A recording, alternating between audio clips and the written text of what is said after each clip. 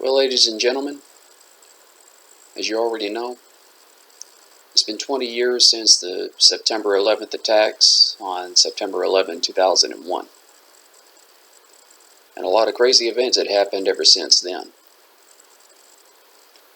Well, immediately afterwards, we went to war in Afghanistan. We went to war in Iraq. About maybe a year and a half later, around 2003 to be exact. 2008, we had a financial crisis that was unparalleled, led to the failure of major banks, and I think more recently, the COVID-19 pandemic. But other than that, I think we all tried to gain a lot of perspective on what happened that day in 2001. A lot of people will remember where they were when this happened. Well, for me, I think my situation, it had some degree of tragedy, in the year 2001 alone. 2001 was a crazy year. We had the loss of Dale Earnhardt at Daytona. We had some major celebrities that died. One of them being Carol O'Connor, Archie Bunker. I believe a singer named Aaliyah was also killed in a plane crash in the Bahamas. But I also had my share of personal tragedy too. See, my father had passed away June 27 of 2001. He was only 55 years old. As a matter of fact, I have a photograph of him right here. See if I can pull it up real quick.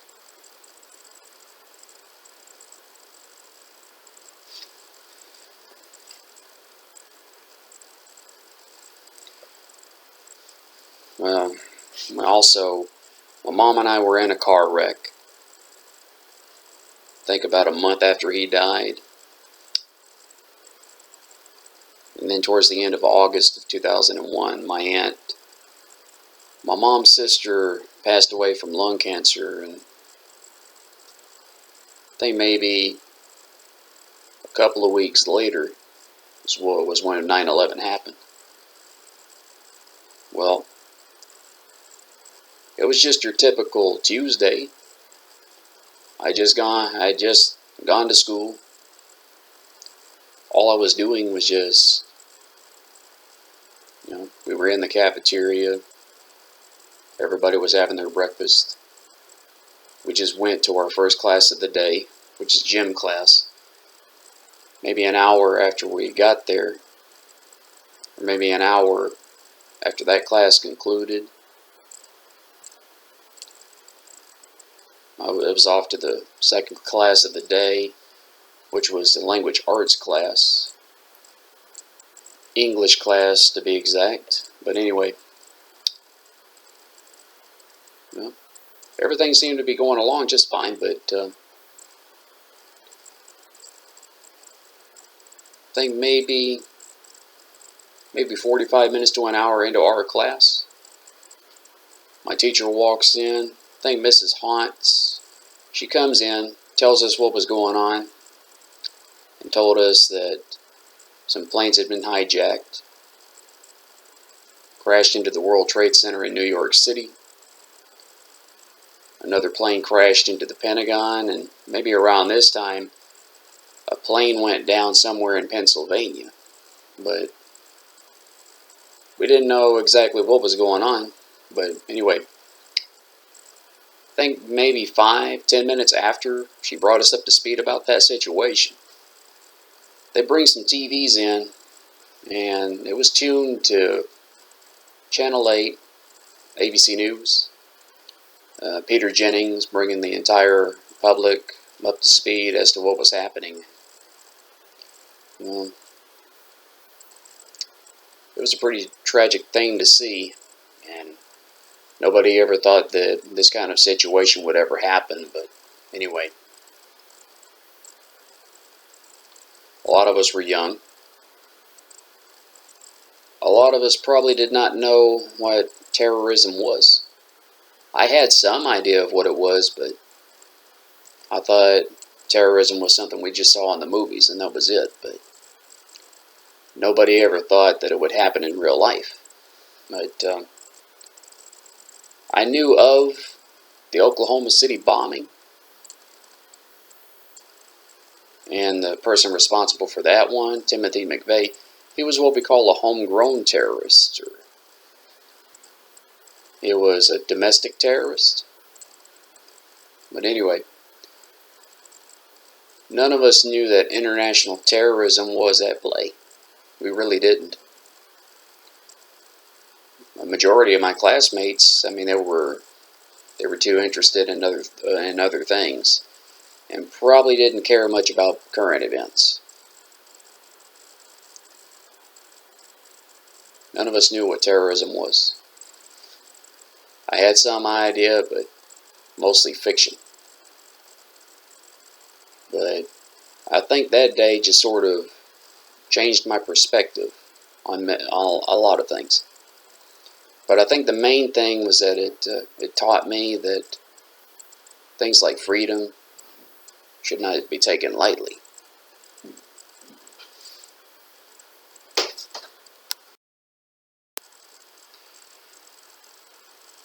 Well, as it turns out, though, September 11, 2001 had taught us a lot of things. And one of the main things that it taught us was that things like our freedom cannot be taken for granted. Because that day, it could have very easily have been taken away from us. You know, had they took down the White House,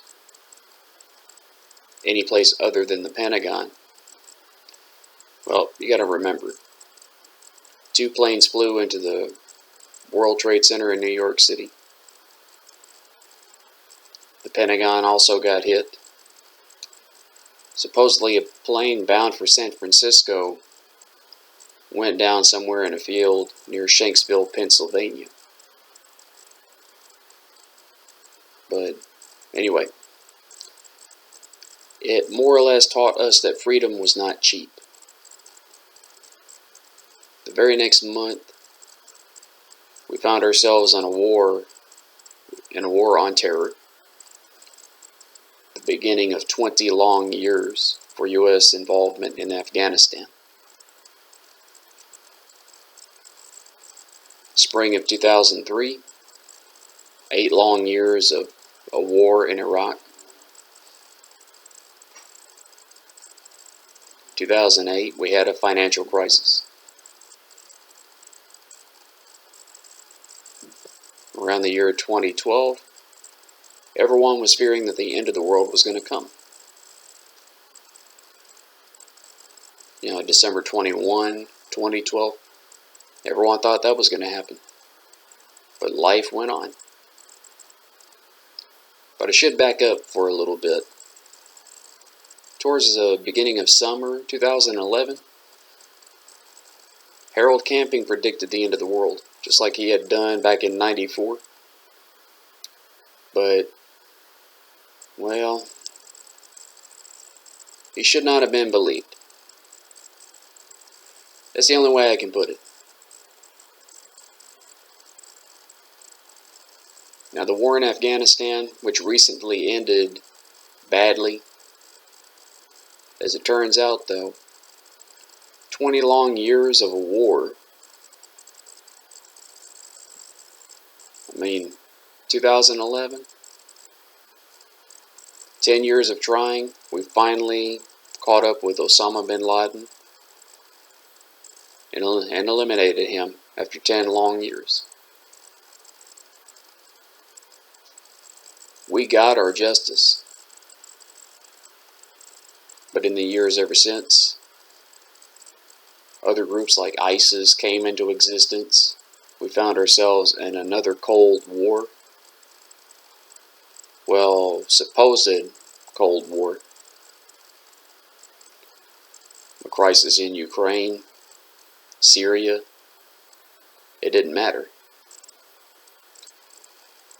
Well, and we went through 4 presidents now. George Bush, of course everyone knows he wasn't altogether popular. You know, Barack Obama did pretty good. Decided it was time to hold people responsible for the way the financial crisis came to be. Hold the bankers accountable. All the while, everyone from Main Street, they did not fare so well. People were out of work. People lost their homes.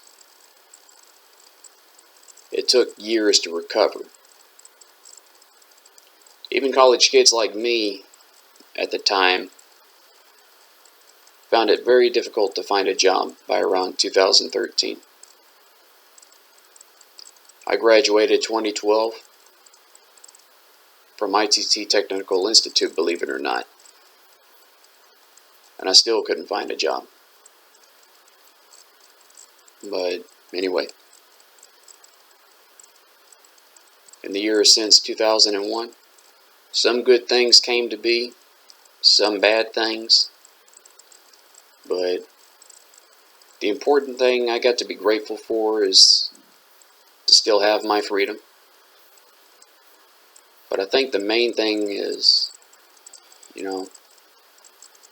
just being happy with life, but not forgetting everything that went down that day. And even after the recent events over there in Afghanistan, well, I guess it taught us all that freedom is not cheap, and it also taught us now more than ever that wars are not cheap. People fought and died in the service of their country, our country, the United States of America. But anyway, the only thing I could take away from that day was the fact that September 11 alone, the days following, it wasn't as fun. We found ourselves going through a lockdown for the first time. Like, we weren't allowed to go outside. And I guess from that point on, well, Columbine happened in the spring of 1999. And with 9/11 on top of that, it kind of made it hard for us, because it led to sweeping changes at major airports. Every school within the county that I can think of, they all had metal detectors to make sure that we weren't carrying weapons of any kind. And from that point on, they took terrorism very seriously.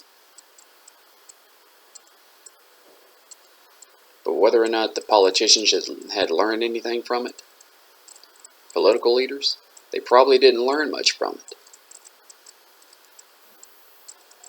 And just like with Vietnam,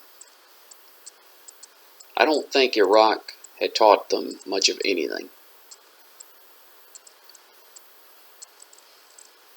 And apparently Vietnam didn't teach them a whole lot, with the way things were handled over there in Afghanistan. Even my wife was telling me, some time ago that the Afghan army, or actually showed me some videos on YouTube, telling me that the Afghan army was not willing to stand up and fight. And the president of Afghanistan supposedly skipped town with all of his money, left his people hanging, and I guess for some reason we more or less gave Afghanistan back to the Taliban.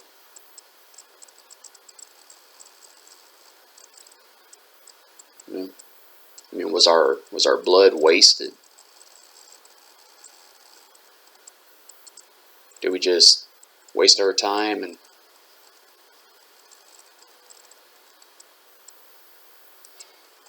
a lot of people just don't know. People blame Biden. People blame Biden for the whole thing. But I really don't know who's to blame. It was just a series of circumstances that all came together. Series of events that came together. Things that probably never should have happened. You know, why it happened, how it happened, and why it shouldn't have happened. Those kind of things we will probably never know for a good long while. But either way you look at it, we're in a far different world than it was in 2001. But the main thing is, while we still have our freedom, it's best to cherish it. Don't take it for granted. Because sometimes freedom can come with a cost. Now, political turmoil in recent years, like 4 years of Donald Trump, well, it kind of made things miserable for some Americans. Some for him, some against him. But probably one of the dumbest things to ever take place is the storming of the United States Capitol. All because Trump could not get over the fact that people voted him out. I mean, we were in the midst of a pandemic that was not going to quit. You had too many Trump supporters that were going to do just about anything to keep Trump in power or keep him in office. People in the Capitol actually feared for their lives. People died. Well, God willing, we won't have any more events like that. God willing, we don't face any more terrorist attacks. And God willing, we don't have no more wars. I believe we were justified to go in Afghanistan back in 2001. I believe we were justified for that. Iraq, I'm not so sure.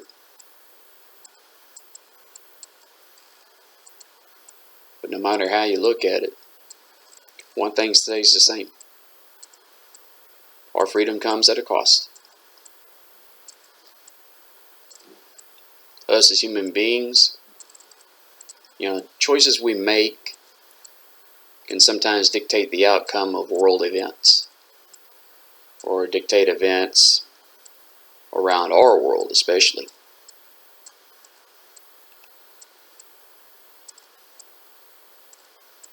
But I think the main thing I can take away from it is that no matter how many times I say, well, this could have happened, or this could have happened, there's one thing that I've learned. No matter how you look at it, you can't go back and change the outcome. A lot of people were afraid of, the ultimate outcome with these crazy times that we were living in. Maybe you knew someone in the World Trade Center. Maybe you knew someone that were on those planes. Someone that was on those planes, bound for these different cities, and crashed in the World Trade Center, the Pentagon, a field in Pennsylvania.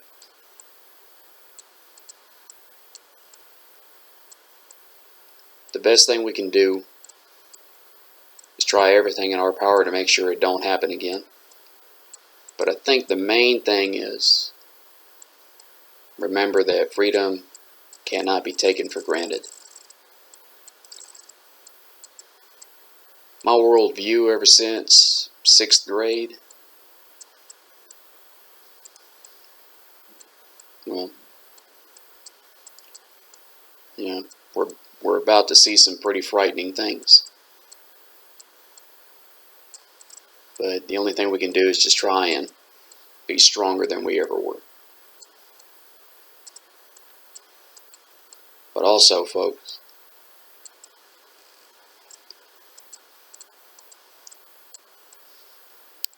those that are probably gathering at the 9/11 memorial in New York City,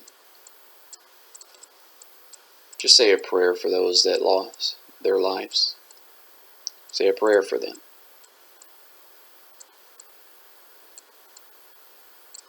And remember, you know,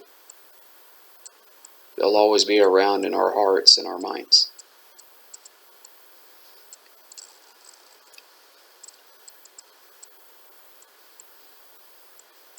Well, and I think whenever people gather at the memorial, they should always remember that no matter what happens, they should, always look back and remember where they were on September 11, 2001. Thank you.